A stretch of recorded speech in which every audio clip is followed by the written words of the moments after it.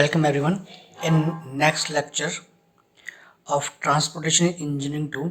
आज के इस लेक्चर में एक न्यूमेरिकल प्रॉब्लम सॉल्व करेंगे on design of slab thickness of cement concrete payment. इसके जो डिज़ाइन स्टेप्स हैं वो हम पहले डिस्कस कर चुके हैं वीडियो लेक्चर में। आज देखते हैं इस पे एक numerical example. So what we have given, we have the given data. Design wheel load 5100 kg, design tire pressure 7.2 kg per centimeter square. We have given dual carriageway, 2 lane given है, dual carriageway 6 meter plus 6 meter, in which the single lane width is 3 meter. CVR of subgrade is given is 4.2%.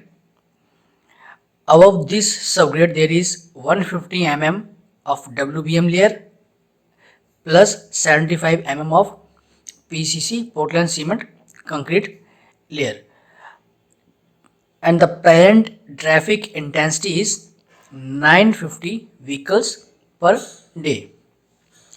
And the other properties which are related to concrete जो हमें चाहिए होंगी for the design are modulus of elasticity of concrete 3 into 10⁵ kg per centimeter square, coefficient of thermal expansion that is 0.00001 degrees Celsius, and the grade of concrete selected for this M35, Poisson's ratio of concrete 0.15, unit weight of cement concrete, as we are designing that for plain cement concrete pavement, so the unit weight is 2400 kg per centimeter cube.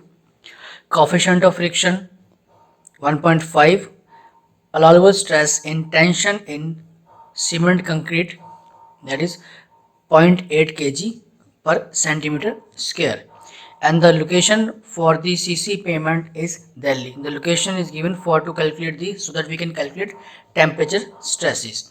So ये data आपको given होगा। अगर मान लीजिए आपको data given नहीं है तो एक स्टैंडर्ड डाटा है, ये आप अज्यूम कर सकते हो as per your suitability, but it should be according to IRC। जो स्टैंडर्ड्स हैं IRC उसके अकॉर्डिंग आपको ये अज्यूम करना है। इसके बेसिस पे ही हम आगे पेमेंट डिज़ाइन करेंगे। इस न्यूमेरिकल में पेमेंट थिकनेस डिज़ाइन के अलावा हम आगे डिस्कस करेंगे डबल बार और टाई बार का design. So these are the given data for the design of dowel bar and tie bar, ये हम इसके बाद डिस्कस करेंगे। So what is the first step, तो चलिए शुरू करते हैं। Design of rigid pavement slab thickness for the design of cement concrete pavement. So what we have the first step? First step is we have to assume a tentative design value of slab thickness. So here we assumed it 22 centimeter. तो आपका first step, जैसा हमने पिछले video lecture में देखा था, आपका first step क्या है, इसमें हमें एक कोई भी रैंडम डिज़ाइन वैल्यू जो आपकी थिकनेस है स्लैब की वो अज्यूम करनी है। तो यहाँ पे हमने जो डिज़ाइन थिकनेस है आपकी वो हमने क्या अज्यूम कर ली,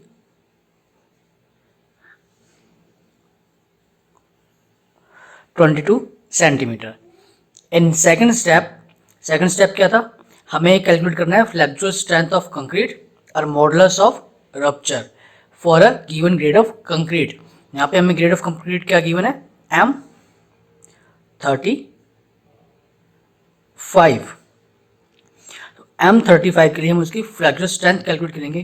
क्या फॉर्मूला है फ्लेक्चुअल स्ट्रेंथ का हमारे पास, 0.07 under root of flexure strength जो आपकी कैरेक्टरिस्टिक स्ट्रेंथ है। यहाँ पे कैरेक्टरिस्टिक स्ट्रेंथ कितनी है, 35। तो ये आपका आए, कैसे कैलकुलेट करेंगे इसको, 0.07 under root of 35. So this comes out to be 41.41 kg per centimeter square. So flexural strength आ गई हमारे पास कंक्रीट की। नेक्स्ट स्टेप है हमारे पास रेडियस ऑफ लोड कॉन्टैक्ट। जो आपका लोड है, लोड क्या होगा आपका, व्हील, जो आपका व्हीकल का व्हील होगा दैट इज द लोड। अब इसका रेडियस ऑफ कॉन्टैक्ट क्या होगा आपका, ये radius of contact. Radius of contact calculate करेंगे हम। रेडियस ऑफ कॉन्टैक्ट आपका कैसे निकलेगा, first we have to calculate the area of loaded wheel या फिर एरिया ऑफ लोड कॉन्टैक्ट। वो कहाँ से आएगा आपका, टायर प्रेशर क्या होता है आपका, tyre pressure is equal to wheel load bye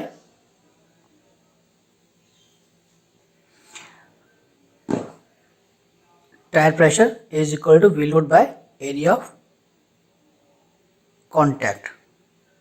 सो यहाँ पे हमें ये एरिया ऑफ कॉन्टैक्ट निकालना है और एरिया का हमारे पास व्हील लोड है एंड टायर प्रेशर है। सो एरिया ऑफ कॉन्टैक्ट आपका कितना आ जाएगा, the area of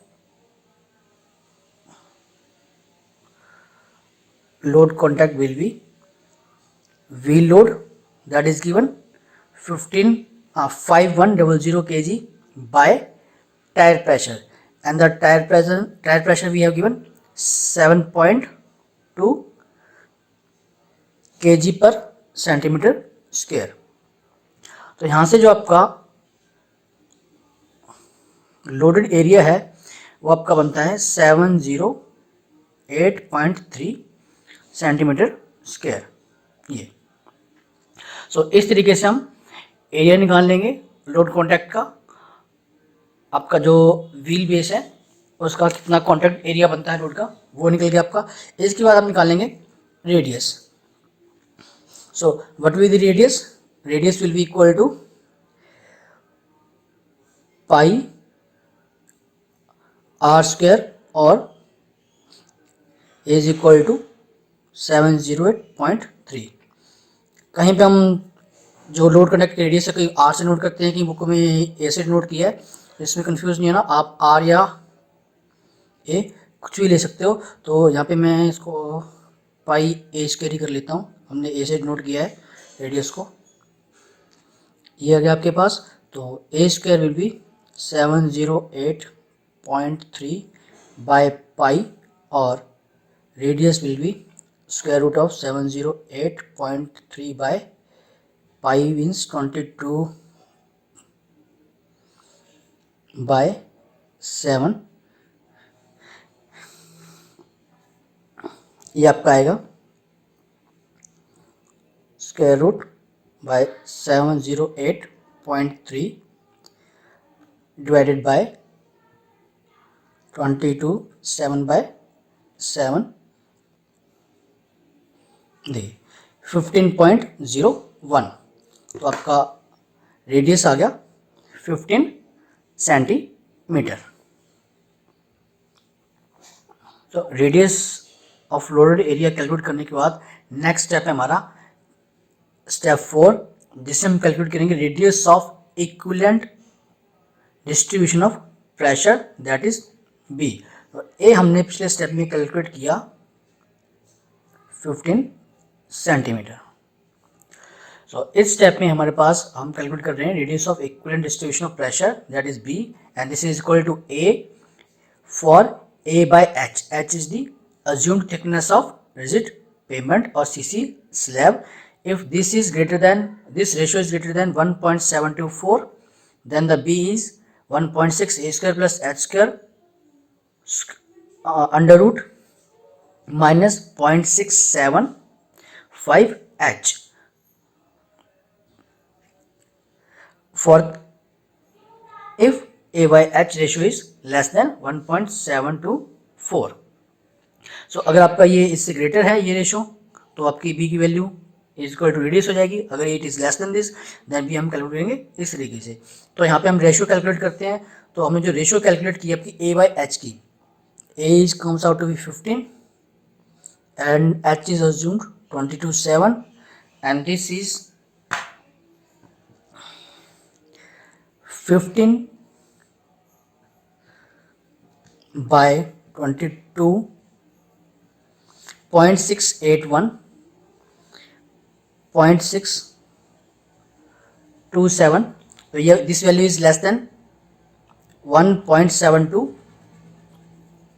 this value is less than 1.724।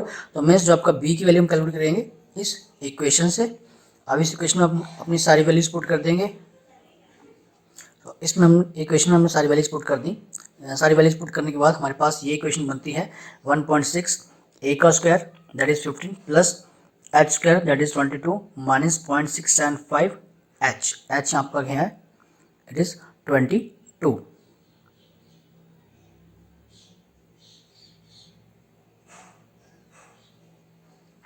सो ये वैल्यूज पुट करने से उसको सॉल्व करते हैं। The radius of equivalent distribution of pressure हमारे पास आएगा 14.2 सेंटीमीटर। सो अब हमारे पास radius of equivalent distribution of pressure आ गया है। अब नेक्स्ट स्टेप है आपका calculation of modulus of subgrade reaction. Modulus subgrade reaction है जो आप IRC 58/2002 के टेबल 2 से डायरेक्टली उठा सकते हो अगर आपको सबग्रेड रिएक्शंस की वैल्यू सारी गिवन है। अदरवाइज आप इसको डायरेक्टली अज्यूम भी कर सकते हो। ये वैल्यू आपकी 5.5 kg पर सेंटीमीटर क्यूब होनी चाहिए। अगर इसके अलावा आपको टेबल गिवन है या फिर कुछ और इन्फॉर्मेशन गिवन है सबग्रेड रिएक्शन को लेके तो आपको IRC 58/2002 यूज़ करना पड़ेगा। अदरवाइज आप directly modulus of subgrade reaction 5.5 kg per centimetre cube लेके चल सकते हो। जैसा कि इस न्यूमेरिकल में हमारे पास जो वैल्यूज़ थी वो आपको होमोजेनियस सॉइल सबग्रेड के लिए जो हमने टेबल 2 यूज़ किया है उसमें जो के की वैल्यू 3.6 गिवन है मॉडुलस ऑफ सबग्रेड रिएक्शन की which is less then minimum value of subgrade reaction 5.5। क्योंकि जो आपकी IRC सजेस्ट क्या करता है, IRC सजेस्ट करता है कि मिनिमम वैल्यू जो मॉडुलस ऑफ सबग्रेड रिएक्शन कितनी होनी चाहिए 5.5 kg पर सेंटीमीटर क्यूब। ठीक है, अगर इससे मिनिमम वैल्यू आपकी आ रही है तो आपने यही लेनी है सबग्रेड रिएक्शन के लिए। अगर इससे मैक्सिमम आ रही है तो जो मैक्सिमम वैल्यू आ रही है वो लेके चलनी है for the design of thickness. तो फिलहाल हमारे पास वैल्यू है मॉडुलस ऑफ सबग्रेड रिएक्शन की 5.5 kg per centimetre cube. So next step की तरफ बढ़ते हैं, स्टेप 6। इन स्टेप 6 हमें क्या कैलकुलेट करना है, we have to calculate radius of relative stiffness denoted by small l. So radius of relative stiffness की इक्वेशन क्या है, पहले हम कर चुके हैं EH³ by 12K into 1 point mu square और रेज टू पावर 1.4। यहाँ पे हम सबके इनकी वैल्यूज पुट कर देंगे। Is modulus of elasticity of concrete that is given 3 × 10⁵ kg per centimetre square. तो ये वैल्यू हम यहाँ पुट करेंगे E into H³ that is 22 by 12 K। what is K? K is modulus of subgrade reaction जो हमने लिया है 5.5 into 1 minus mu। what is mu? Mu is the Poisson's ratio of concrete that is 0.15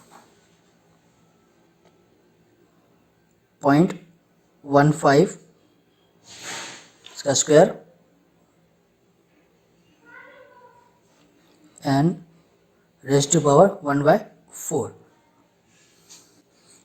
equation values put करेंगे, put करके आप इनको solve कीजिए। Solve करने के बाद हमारे पास जो रेडियस ऑफ रिलेटिव स्टिफनेस आएगा that is 83.9 centimetre. Now in next step we have to decide the joint spacing। so joint spacing के लिए आप IRC 58/2002 रेफर कर सकते हो एज पर द पैनल साइज। अगर आपको पैनल साइज गिवन नहीं है तो आपको एज पर जो आपका ड्यूल कैरीज वे जैसे इसमें गिवन है या फिर जो भी आपका कैरीज वे की विड्थ गिवन है उसके अकॉर्डिंग उसकी आपको स्पेसिंग डिसाइड करनी है। तो यहाँ पे हमारे पास क्या गिवन है, वी हैव गिवन है dual carries way of width 6 meter each. Taking width of single cement concrete panel as width of panel along y-axis 3 centimeter and along x-axis 3 meter and along x-axis 4.5 meter. So the maximum spacing or the maximum contraction joint spacing that is recommended by IRC 58/2002 in table 7 is 4.5 meter in unreinforced slabs. From IRC 58/2002 table number 8, the width of expansion joint gap is given by 2.5 centimetre. तो आप ये values check कर सकते हो इस code में. तो यहाँ से हमने ये स्पेसिंग उठा ली कॉन्ट्रैक्शन जॉइंट की और एक्सपेंशन जॉइंट की. So next we have to check the spacing for a panel. इस स्पेसिंग अकॉर्डिंग पैनल का साइज देखते हैं कि जो हमने पैनल साइज डिसाइड किया है वो आपका एज पर स्पेसिंग ठीक है या नहीं है. तो first we calculate the spacing of expansion joint that is given by, आपकी बुक में भी फॉर्मूला गिवन है ये और कोड में भी गिवन है. Spacing of expansion joint is equal to half the joint width by 100 C T2 minus T1. That is the temperature maximum temperature difference between the two seasons, that is summer and winter. So for the Delhi region this is 45 degrees Celsius. जो आपकी so let us put the values. Half the joint width, the joint width that is recommended by the IRC 50 is 2.5. so 2.5 by 200 into C. C is the coefficient of thermal expansion. It can be denoted by alpha or C.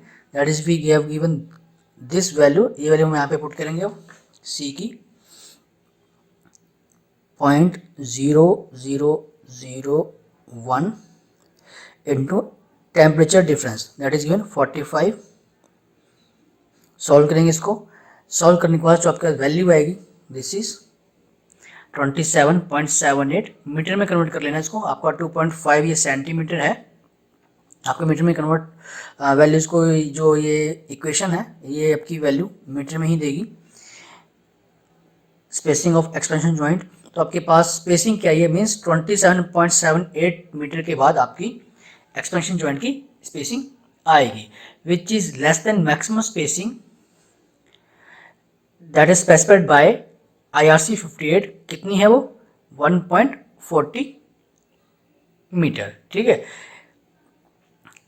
तो आपकी maximum spacing कितनी चाहिए 140 metre से ज़्यादा आप spacing नहीं दे सकते दो एक्सपेंशन जॉइंट्स के बीच में. हमारी कितनी आ रही है 27.78. That is our spacing is good. Next we calculate the spacing of contraction joint. यहाँ पे स्पेसिंग का मतलब है कि आपके दो जॉइंट्स जैसे आपके दो पैनल्स हैं, इन दो पैनल की लेंथ के बाद वो जॉइंट की स्पेसिंग कितने डिस्टेंस पे आएगी. तो हम ये वो स्पेसिंग कैलकुलेट कर रहे हैं. तो आपकी एक्सपेंशन जॉइंट की हमने वेरीफाई कर ली है. मैक्सिमम वो रिकमेंडेड है 140 कि 140 से ज़्यादा आप स्पेसिंग नहीं दे सकते. हमारे पास कितनी आई है 27.78 metre. Next spacing of contraction joint. Spacing of contraction joint के लिए हमारे पास क्या फॉर्मूला है 2 into SC. SC is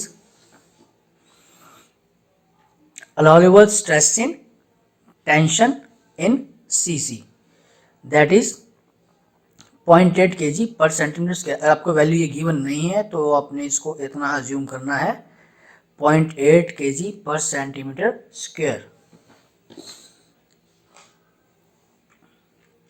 So SC into 10 to the power 4 into by W. W is the unit weight and F is the coefficient of friction. So हम ये values यहाँ पे put करते हैं 2 into 0.8 into 10 की raise to power 4 divided by W. The W we have unit weight of concrete that is 2400 kg per centimeter cube, and F coefficient of friction 1.5. So put the values 2400 into 1.5. Now solve them.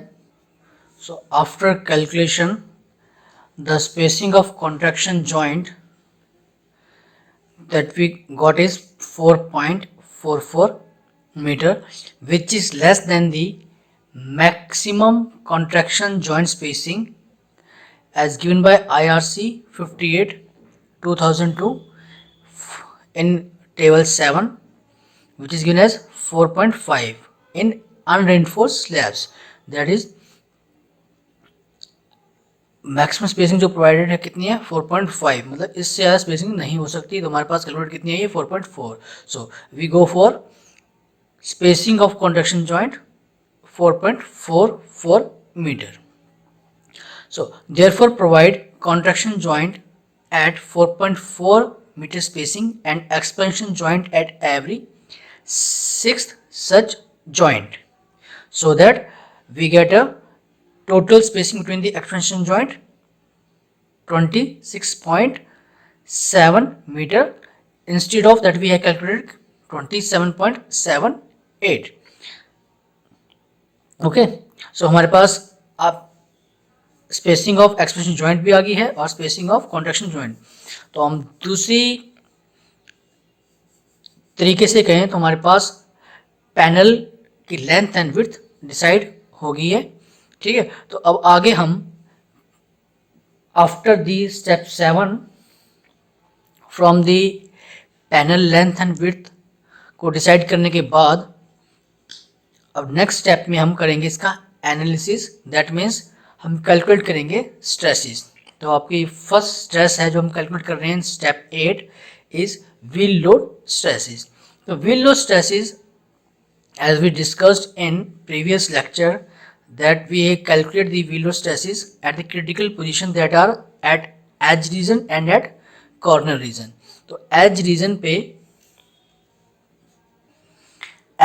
पे आपकी जो wheel load stress होगा वो क्या है हमारे पास formula that is given by IRC 0.529 P by H square 1 plus 0.54 mu into 4 log L by B.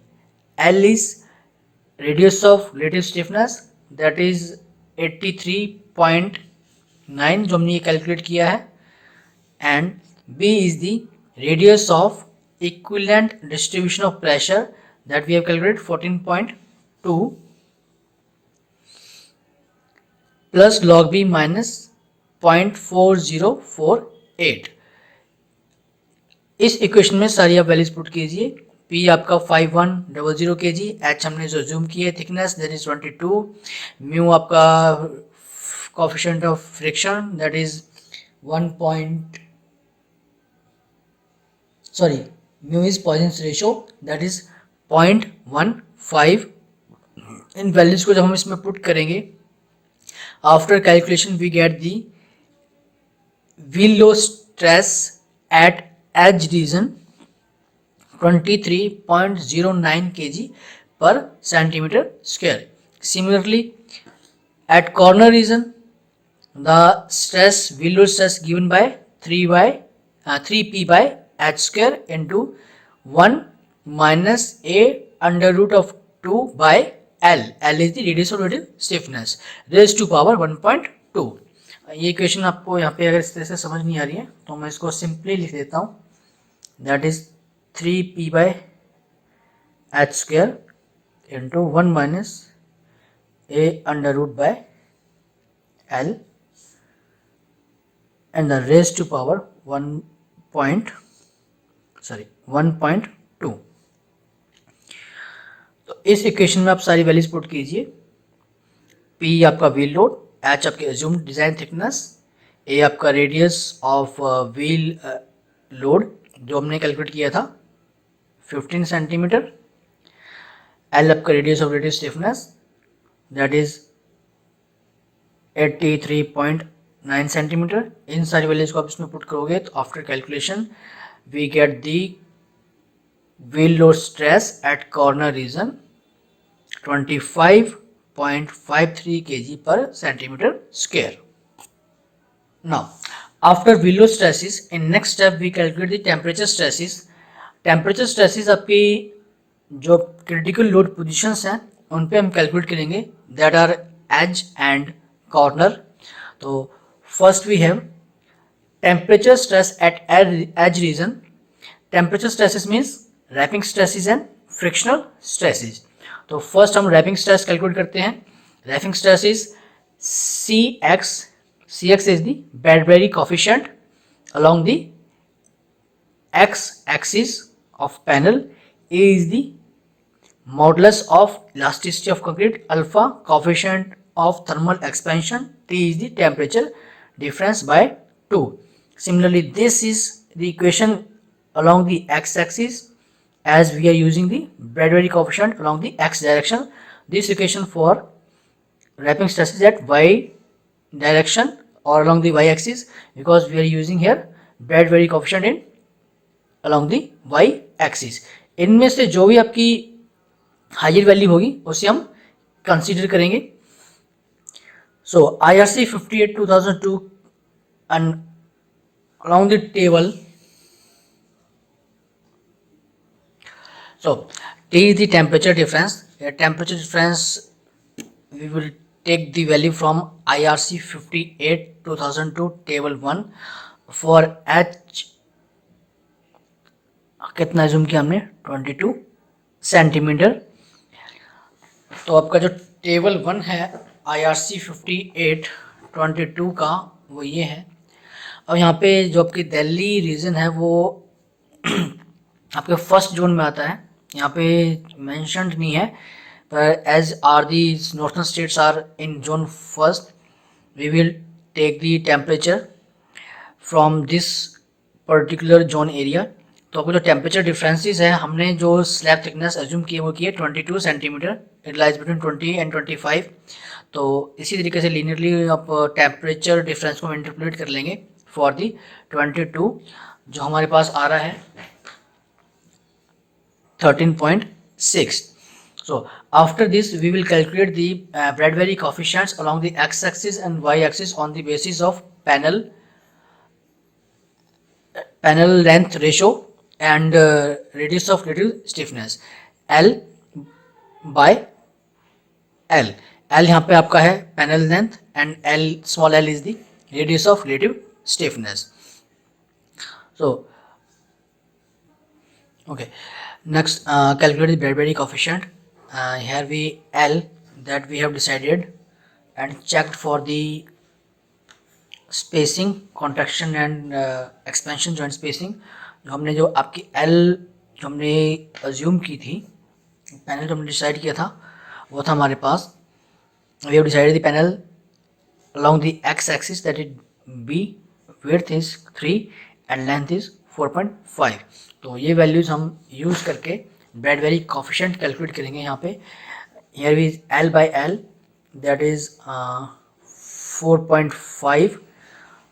ये आपका ध्यान रखना, ये जो आपका कैपिटल स्मॉल l है ये सेंटीमीटर में है. It is 83.9 centimetre that we have calculated. Radius of relative stiffness in centimeter and the length is panel length is 4.5 meter. So I am converting this into centimeter. 4.5 meter into this 450 centimeter by small l, that is radius of relative stiffness 83.9, and this ratio is comes out to be 5.36. Similarly for B by L it is 3 by 3 meter. Converting this into centimeter by 83.9 and this values comes out to be 3.58. So on the basis of these values we will find out the Bradbury coefficient from IRC 58 chart that is given on page number 21. Here it is. What values we have? We have for L by L 5.36, that lies in between 5 and 6 here. These are the Brad value coefficients along the x axis. जो value हम अगर हम along the x axis देख रहे हैं तो वो along the x axis value निकलेगी, और हम अलोंग दी वाई एक्सिस देख रहे हैं तो वो वैल्यू आपकी y along the y axis होगी। तो फिलहाल हम देख रहे हैं value for L by l that is 5.36। 5.36 आपकी लाई करेगी in between this, and we have to interpolate the value. After interpolating this value that we got 7.792. Similarly for B by L 3.58. For 3.58 आपका लाई करेगा यहाँ पर, interpret करना पड़ेगा इन दो values को। तो जो आपकी वैल्यू है आफ्टर इंटरप्रिटेशन कितनी आई हमारे पास 0.329 इनके बीच में ही लाई कर रही है। तो इस तरीके से ब्रैडबेरी कोफिशिएंट हमने कैलकुलेट कर लिए। After calculating the Bradbury coefficient, now we calculate the warping stresses at edge. फॉर्मूले हमारे पास ये हैं, अब इनमें बस वैल्यूज पुट करनी है। वैल्यूज पुट करके इनको सॉल्व करते हैं। तो for along the x axis the warping stresses 16.16, along the y-axis the wrapping stress is 6.71 kg per centimeter square। तो इनमें से जो मैक्सिमम है उसको हम लेके चलेंगे। तो we have considered the maximum stress that is along the x axis 16.16 centimetre kg per centimeter square। Next frictional stress. Frictional stress the formula is unit weight into length of panel into coefficient of friction by 2 raised into 10⁴ kg per centimetre square. सारी values हैं हमारे पास, values हमने put की। Frictional stress है आपकी आ गई 0.81 kg per centimetre square.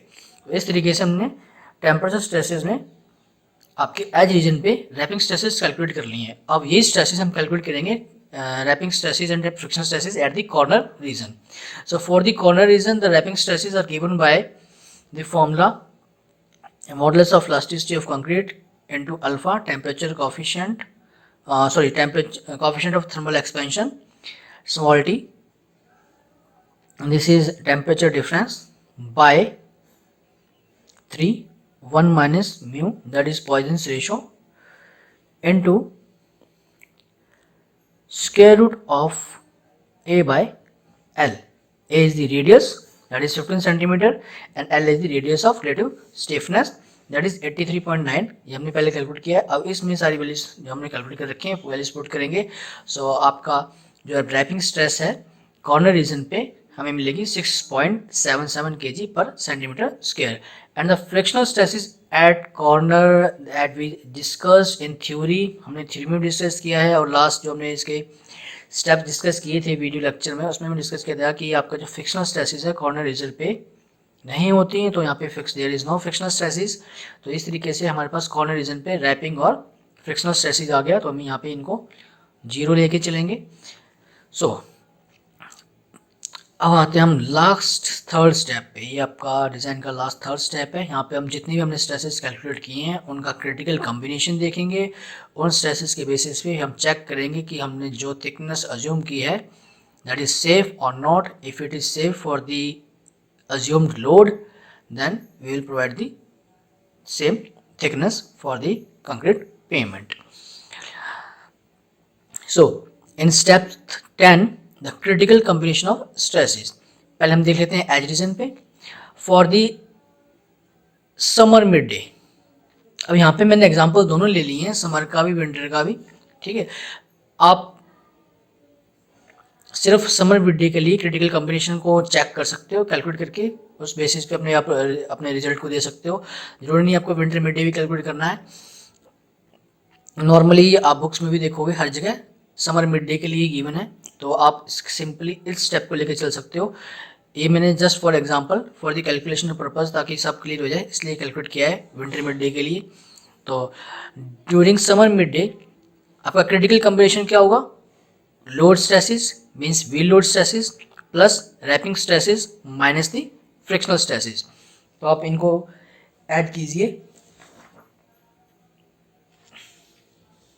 As region पे हमारे पास जो व्हील लोड स्ट्रेसेस आई थी वो थी 23.09,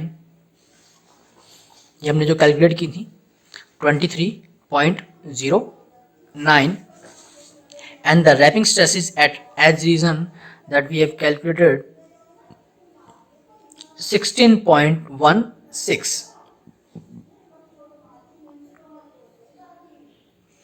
माइनस करना है हमें frictional stresses that is 0.18 at the edge region. Edge region पे फ्रिक्शनल स्ट्रेसेस कितनी है 0.18 माइनस 0.18, सॉल्व कीजिए इन्हें, ये आपका बनता है 23.09 प्लस 16.16 माइनस 0.81, ये भी 38.43 और 44. So similarly for the winter midday load stresses plus warping stresses plus frictional stresses, ये यहाँ पे हम फ्रिक्शनल स्ट्रेसेस माइनस कर रहे हैं, यहाँ पे हम ऐड कर रहे हैं। इसका रीज़न हम डिस्कस कर चुके हैं design of rigid payment video lecture में कि यहाँ पे किस तरीके से कर्लिंग इफेक्ट की वजह से फ्रिक्शनल स्ट्रेसेस को हम समर मिड डे में माइनस करते हैं और विंटर मिड डे में ऐड करते हैं। तो इन स्ट्रेसेस को हम सबको जब ऐड करेंगे तो हमारे पास फाइनली बनता है 40.05 kg पर सेंटीमीटर स्क्वायर। ये था आपका critical combination for the day at the edge region. Now for the at corner the frictional stresses are 0 at the corner region and the critical combination at the midnight. अगर हम midnight की बात करें, अगर हम critical combination midnight में calculate करें तो ये क्या रहता है load stresses plus warping stresses, जो आपका कितना रहेगा 32.30। ये हमें ऐड करनी है दोनों लोड स्ट्रेसेस और रैपिंग स्ट्रेसेस कॉर्नर रीजन के लिए। कॉर्नर रीजन के लिए हमारे पास कितनी है, for the corner region the load stress is 25.53, that is 25.53 and the wrapping stress is 6.77. add them 25.53 plus 6.77 32.3. सो जैसे मैंने अभी आपको बताया कि क्रिटिकल कॉम्बिनेशन आपको मेनली एज रीजन पे ही मैक्सिमम मिलता है और समर मिड डे का ही कॉम्बिनेशन ज़्यादा कंसीडर करते हैं। तो आप इतना ही डिज़ाइन, आपका कोई एग्ज़ाम में क्वेश्चन आता है उसके लिए आप इतना ही कर सकते हो, इसी को आप आगे उठा सकते हो for the check, for the factor of safety check. So now considering these values for the summer and winter stresses, now we check the factor of safety in next step, 11th step, that we have calculated the maximum critical stress combination given as per the climatic condition. आपको climatic condition given है, जैसे इस numerical में हमें climatic condition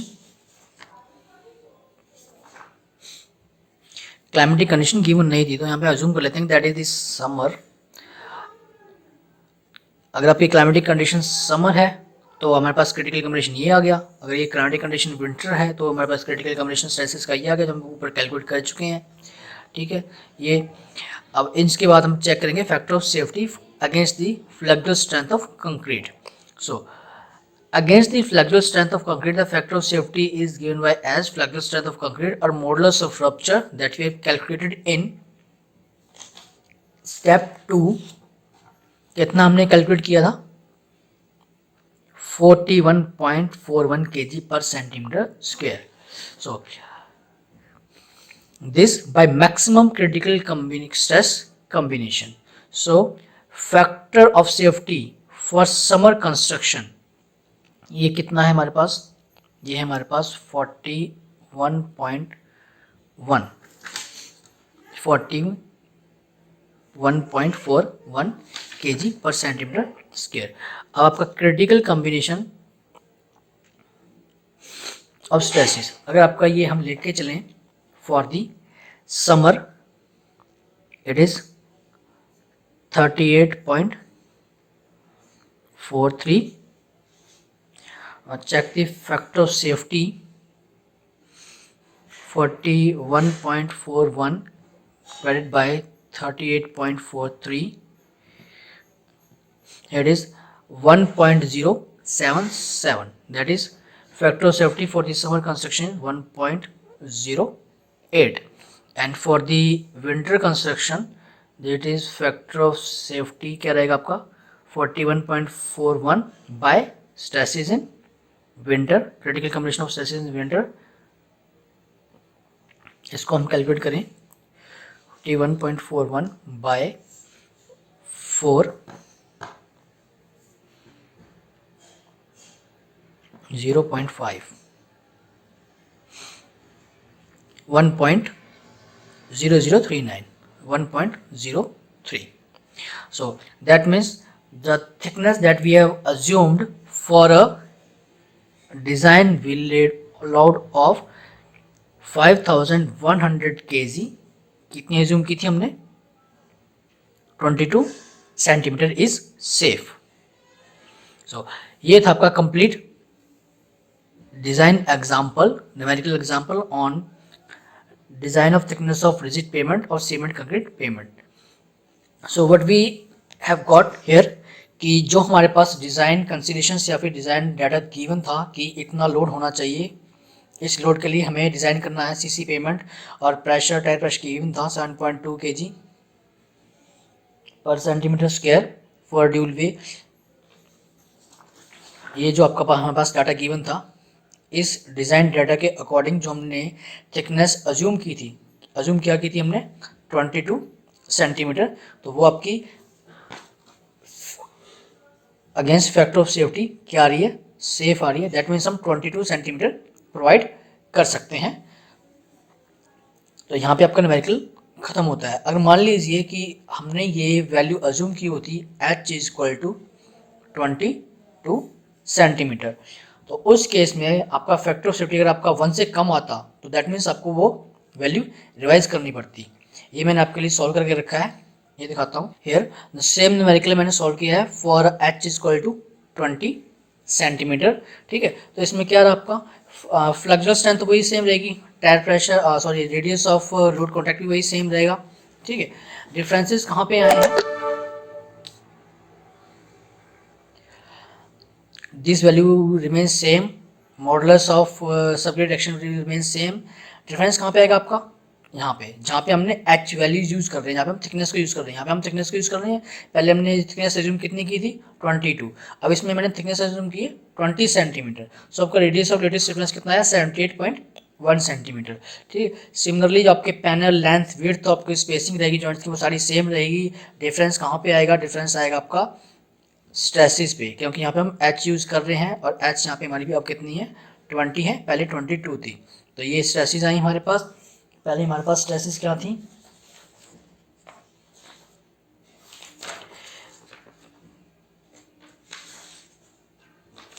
पहले आपकी जो stresses आई थी वो थी इन केस ऑफ 22 सेंटीमीटर,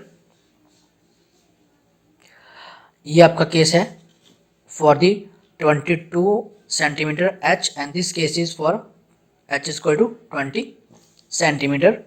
तो इस केस में देखिए जहाँ पे आपकी थिकनेस थी 22 सेंटीमीटर, स्ट्रेसेस कहाँ थी 23 एंड 25। अब हमने थिकनेस कम कर दी तो स्ट्रेसेस बढ़ गई, 27 होगी, यहाँ पे 30 होगी एच पे और कॉर्नर पे। ठीक है, तो ये डिफरेंस आ गया। नेक्स्ट टेम्परेचर स्ट्रेसेस, ये भी बढ़ेंगी आपकी।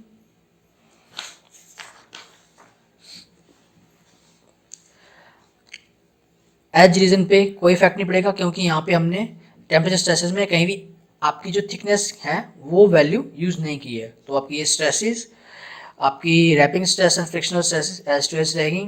ठीक है, नेक्स्ट आपका warping stress for the corner region, यहाँ पे आपकी ये वैल्यू इंक्रीज हुई है। पहले कितनी थी हमारे पास, for h equal to 22 this value is 6.77, अब वैल्यू कितनी आ रही है 7.02। क्यों आई है, क्योंकि यहाँ पे हमने यूज किया है रेडियस ऑफ लेटेस्ट स्टिफनेस जो कि क्या डिक्रीज हुआ है फॉर h इक्वल टू 22, तो ये वैल्यू बढ़ गई है। सिमिलरली हमने कैलकुलेट की है आपकी क्रिटिकल कॉम्बिनेशंस, ये 42 आया है, यह है 44 स्ट्रेसिस का। पहले हमारे पास क्रिटिकल कॉम्बिनेशन क्या आया था,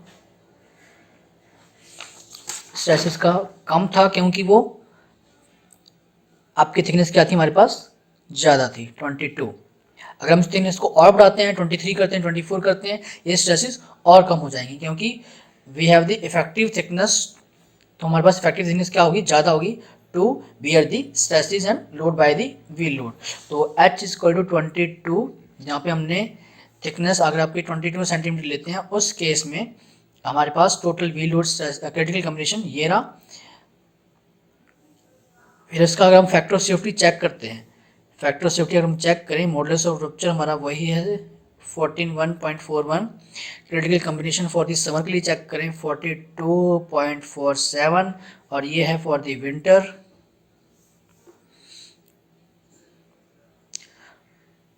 ये वैल्यूज हमारी 1 से कम आ रही हैं, ठीक है। That means factor of safety if is less then 1, that means the provided thickness that is h is equal to 22 is not sufficient for a wheel load of 5100 kg, मतलब इस लोड के लिए इतनी थिकनेस सफिशिएंट नहीं है, we have to increase this thickness. So जो हमने first अभी एग्जांपल किया था जहाँ पे हमने h इज इक्वल टू 22 लिया था, तो हमें नेक्स्ट वैल्यू अज्यूम करनी पड़ेगी, इससे हायर वैल्यू अज्यूम करनी पड़ेगी ताकि आपका ये फैक्टर ऑफ सेफ्टी क्या आए 1 या फिर 1 से ज़्यादा आए, तब हम कह सकते हैं कि हमारी प्रोवाइडेड जो थिकनेस है वो सेफ है। अदरवाइज इस केस में जैसे ये आ रहा है that means we have to revise the thickness. So this is all in design of thickness of rigid pavement और सीमेंट कंक्रीट पेमेंट। होपफुली आपको सब कुछ समझ में आया होगा और सारे डाउट्स क्लियर हो गए होंगे। फिर भी अगर आपका कोई डाउट है तो प्लीज़ कमेंट सेक्शन में मेंशन करें क्या डाउट है। आप डायरेक्टली